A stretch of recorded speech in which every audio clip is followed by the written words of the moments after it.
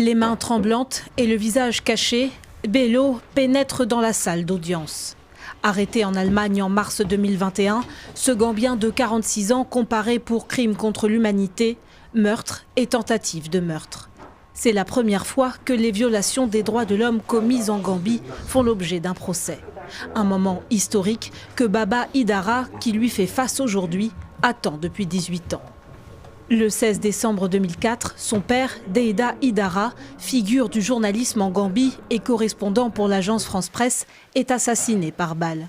Selon l'acte d'accusation, à cette époque, Bello est le chauffeur d'un escadron chargé d'assassiner les personnes critiques du régime. Je remercie l'Allemagne parce que sans eux, on n'aura pas ce jour aussi important pour les victimes. C'est le commencement d'un long chemin parce que c'est seulement un des présumés.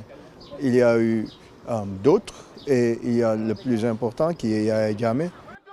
Assassinats, disparitions, viols et tortures en tout genre. Pendant 22 ans, le régime de Yahya Jammeh a semé la terreur en Gambie.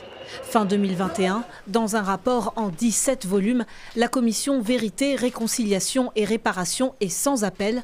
L'ancien dictateur doit être traduit devant un tribunal international. Pour cette association de victimes, c'est le seul moyen d'obtenir justice. Si ces procès n'ont actuellement pas lieu en Gambie, c'est à cause de la faiblesse de notre système judiciaire et de l'absence de volonté politique. C'est désormais à l'actuel chef de l'État, Adama Barrow, de donner les moyens à la justice de poursuivre l'ancien dictateur exilé en Guinée équatoriale. Si l'exécutif a promis la publication d'un livre blanc au plus tard le 25 mai prochain, la nomination ce mois-ci d'un ancien allié de Yahya Jammeh à la tête du Parlement suscite la crainte de voir des criminels de guerre présumés impunis et recyclés au sein du gouvernement.